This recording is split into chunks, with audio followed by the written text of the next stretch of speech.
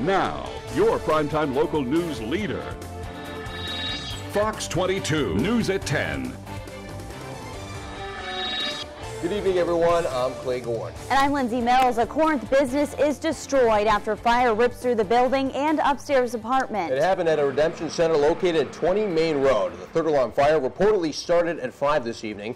Losing everything. Neighbors comforting neighbors after another series of fires in Lewiston. 4 fires, all ruled arson. Tonight, we're learning an arsonist attempted to set a 5th fire, that one unsuccessful. Bangor Police, Lindsay, are now looking for the man allegedly responsible for a morning drug heist. It happened at the Rite Aid on Broadway just after 10. No word tonight if the suspect was armed during the robbery, and police are urging witnesses to come forward. Lindsay?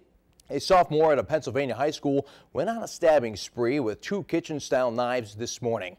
Police are not identifying the teen who sliced 22 people before being taken down, but they say they are looking into reports of a threatening phone call between the suspect and another student before the incident. A deadly fire last week claimed the lives of 2 firefighters. And on the day of Lieutenant Edward Walsh's funeral, some of Maine's bravest have come to say goodbye to a fallen brother. You can see behind me, Life Flight is taking off after they successfully extricated a man from this dump truck that collided with a train early Thursday morning. So far, the man has been conscious and talking to rescuers. His condition is unknown at this time. It's the 44th annual Bangor Home Show. Craig and Lindsay, what a beautiful night. Over 300 vendors have come out to the Cross Insurance Center. We're joined with Dean Appelman, one of the show promoters. Dean, tell me what keeps vendors coming year after year. Thank you so much. Best of luck this weekend. Craig, there's tons of home improvement stuff for you. Lindsay, I even saw a cannoli stand for you. In Bangor, I'm reporting live. Clay Gorn for ABC7. Craig, Lindsay. All right. Thank you, Clay. You like cannolis, do you? I love cannolis. I do too. Thank you, Chris. And we're joined here for the 12th annual American Folk Festival with Maria Baeza. Thank you so much for waking up with us this morning. My pleasure. How are you doing today? And here in Maine, after opening a small concession stand in Carmel last year, a local company has decided to expand the business and the menu. Roxy's Cafe and Creamery originally operated out of what was essentially an ice fishing shack. Eastern Maine Medical Center has become a leader in using robots for surgery. Old Town High School students got a peek at the future of the medical field today. Jacqueline Kangro has more. Police are investigating a suspicious death of a Dover Foxcroft man down in Garland. 62-year-old Daniel Neal was found dead at a relative's home on Campbell Road in Garland. Details are scarce at this hour, but Maine State Police say the death is being investigated as if it were suspicious. Investigators could not say if the dogs were involved and that they are waiting on autopsy results to determine the cause of death. No word on when that autopsy will be completed. There's also no word on what breed of dog was quarantined. Lindsay? And what we see behind us right here with the heavy smoke and black flames, that's actually the oil fuel tank. Now, that lit on fire at the beginning of the event, and that will burn until all the fuel is gone. President Obama called it a great honor to have today's audience with Pope Francis at the Vatican. But while both are men of faith, there were real differences, not only on philosophy, but over what they discussed. Fox News' Ed Henry is traveling with the president and reports tonight from Rome. Have you always wanted to learn how to build a small boat? Well, set your sails to a monthly conversation being held in Searsport. Lindsay, a lot is going on. I'm here at the Archery Center, sponsored by the Maine Bow Hunters Association. We're here with T. He's been shooting all day, and Aiden's teaching him how to do it. Pretty good shots. If we could zoom in on the deer there, I would say that's a kill. Outside of Garland Street School, the William S. Cohen School to be exact, there was a fire alarm activation in the gymnasium in the auditorium. Fire crews just cleared the scene, but they had a ladder up into the balcony. There was a light that was burning behind it. Smoke filled the school. There was a light haze. They got rid of the smoke. Not an emergency. The only people in the school were custodians at the time. Thanks, Craig and Lindsay. Governor Paul LePage spoke in the cabinet room today to voice his opposition of a bill which transfers $21 million from the Maine Budget Stabilization Fund, or the Rainy Day Fund, to replace some of the revenue-sharing funds to Maine cities and towns. Governor LePage says the Democrats' decision to deplete the state's budget reserve is fiscally irresponsible. A proposal by Governor LePage to replenish the state's Rainy Day Fund is expected later this week. Lindsay? The hovercraft was purchased with grant money costing around $78,000. Pretty cool. And what I was hearing too is that it's taken them a little bit of time to learn actually how to drive it and a couple years. Yeah, absolutely. Yeah, 2 years of training to learn how to operate that safely. Very cool. I want one. You're not going to believe this right now, Lindsay. I'm here at the 76th Annual Eastern Maine Sportsman Show. on a wheelchair with steroids. We'll have more from the Sportsman Show on ABC 7 right after this. We're here at the first ever Maine Trivia Tournament. Doors open just after 5:30. Larry Barrett, the president, and our very own Lindsay Mills hosting tonight's event. Now we're joined with Matt McLaughlin from Eastern Maine, one of the organizers today. A lot of work going into it. How's it been so far? We're going to have more details tonight at 10 on our sister station, Fox 22. Clay Gordon reporting live for ABC 7. Craig, we'll toss it back to you in the studio. And you can log on to Twitter to live tweet us your suggestions to help out local municipalities. Some people already have. Just use the hashtag Fox22Live to join the conversation. The refs eventually notice and say it's a goal. That makes it 3-0. That's your final score, 3-0. The Bruins go on to win. You can't trust anyone from Chicago. He's got a lot of tricks up his sleeve. As a goalie, we were just talking about that. You were taught to do the same thing, move the net a little. I was not taught to do the same thing. If you were in trouble. But there are some tricks for the trade. I've never seen that one, though. Tickets are running out for this year's Super Supper at the University of Maine. Well, the event now in its 11th year helps to raise money for student-athlete scholarships. Thank you, Kristen. I'm Clay Gordon here for the 12th Annual American Folk Festival. Join us as we begin our coverage live. All that and more local news is on the way, but first here's meteorologist Andrew Baglini with your forecast. A deadly fire last week claimed the lives of 2 firefighters. And on the day of Lieutenant Edward Walsh's funeral, some of Maine's bravest have come to say goodbye to a fallen brother. Maine firefighters joining the Boston Fire Department and firefighters from across the country, honoring 2 men killed in the line of duty on Beacon Street. We talk about it, we joke about it a little bit that, you know, it ain't going to happen to me, but you never know. I mean, these guys went in the other day and it was a pretty routine fire they went into and everything went bad all of a sudden.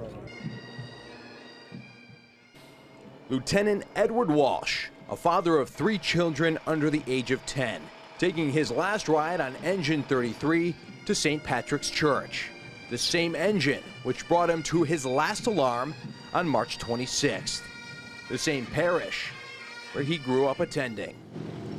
Thousands lined Main Street in Watertown, dressed in their ceremonial uniforms, mourning bands on their badges, and saluting. The professional firefighters of Maine sent a detail from Ellsworth, Hamden, Lincoln, Saco, Portland, Lewiston, Auburn, Brewer, and Bangor, all to pay their respects. It just goes to show the respect and the brotherhood of the firefighters when you get them coming from all over the country. A brotherhood that knows no boundary. And a funeral service for firefighter Michael Kennedy will be held at 11 a.m. Thursday in West Roxbury. In Watertown, I'm Clay Gordon for ABC 7 and Fox 22. Only hours before the city of Bangor started the 4th of July parade, gunshots echoed through the downtown streets. At 8:30 Thursday morning, a report from a woman with a small child of a man firing a gun, prompting police to respond to this apartment building located at 47 Park Street. More gunshots were fired as officers arrived. We quickly shut the area down, created a perimeter. People still lining nearby streets trying to find the best vantage point for the upcoming parade. Most of them completely unaware of the standoff and the change in parade route. There were several that were evacuated in the building, across the street, and in the neighboring buildings around him. Sporadic gunfire ensued. Police estimate about 70 shots total. Then the shooter fires out the window. You could see here the smoke drifting from his gun from the upstairs apartment as officers shelter in place using the building as a shield. The Bangor Police Special Response Team was called in, donned in fatigues and heavily armed, joined by Bangor fire paramedics. A robot was then used to get eyes in the apartment as tactical officers fired tear gas. After nearly 2 hours, this man, 43-year-old Perrin Oliver of Bangor, the alleged shooter, was taken out alive and in handcuffs, roughly 1,500 feet from the Independence Day parade. In Bangor, I'm Clay Gordon from ABC 7 and Fox 22. There was a vehicle stopped for the train, and the dump truck operator was unable to stop and went around the vehicle into the train. The operator, 53-year-old Frederick Lindsay, is lucky to be alive. Alert and conscious, talking to us, knew what was going on. Lucky gentleman. As you can see, Lindsay pinned behind the steering column and dash of a dump truck loaded with sand. fire crews from Hamden and Bangor, sawing and spreading. Lindsay, alert the entire time. Meanwhile, Lifelight medics were able to establish an IV and heart monitor while he was still in the truck. Well, right off the bat, I saw 8 or 9 firefighters rush to the door of the dump truck where it was like tilted over to the left side of the train where it was like dipping into the grove. So I think I saw a chainsaw go towards the door, some things being torn apart from the actual dump truck itself, and then just a lot of guys putting in the effort to help this guy out. What we were just basically trying to do was cut the truck away from him so we could actually get to him and get him out. Once we got the steering wheel cut out, the dash rolled up, some things of that nature, then we could get to him and get him out. And after an hour, Lindsay was finally freed from the wreckage. As you can see behind me, Lifelight is taking off after they successfully extricated a man from this dump truck that collided with a train early Thursday morning. So far, the man has been conscious and talking to rescuers. His condition is unknown at this time. You could hear the bells from the railroad crossing on Western Avenue, leading investigators to believe it was working prior to the crash. Police are uncertain at this time whether driver error or a mechanical error is to blame. In Hamden, I'm Clay Gordon with ABC 7 and Fox 22. It's National Hug a Newsman Day, and I'm a newsman. Okay. Yes. Thank you. Oh, thank you so much. Oh, really? Do I get to really do that? If you want to. Thank you. Oh, the husband's in the car. There. Can I get a hug? Sure you can. Thank you. Oh, that's the best hug all day so far. Well, I like the hug.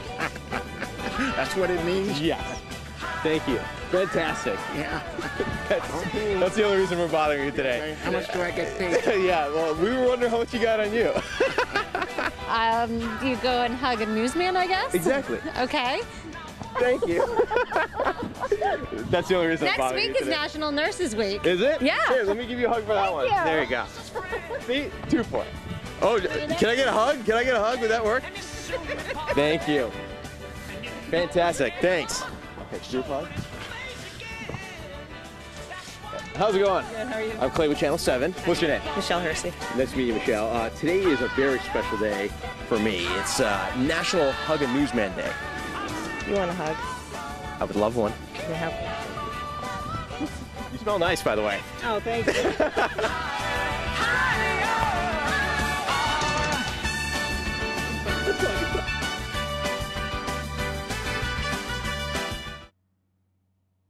His name is Mongo. You've probably seen him before at a waterfront concert or around downtown Bangor, riding his bicycle with his dogs close by his side, more like on top of him. One of the questions Mongo always gets is how does he balance his dog on his back? Well, I'm joined with some of the friends from our newsroom here. I'm going to be trying to do the same thing. I'll tell you what, it's kind of hard to do, and I'm not even on a bicycle. Well, they do run along with the bike, but when I hit hills, you know, I'd have to wait for them. They sniff every bush, so I started throwing them on my back so I could fly down the hills. And I always have a safety line on them at all times.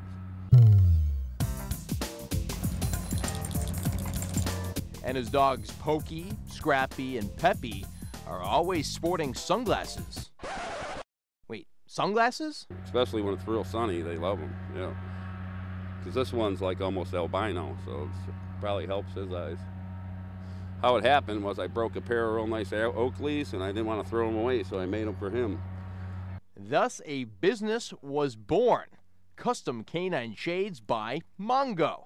And bystanders usually all have the same reactions. They all smile, and little kids come running. And the women love them. They're my secret weapons. He can make your pooch glasses on the spot, matching the band to their fur with plenty of options. Mongo says he's trying to bring a carnival theme to the city. But really, he does it for his dogs. I just like to show off my kids. It ain't about me, it's about the dogs. You know? In Bangor, I'm Clay Gordon for ABC 7 and Fox 22.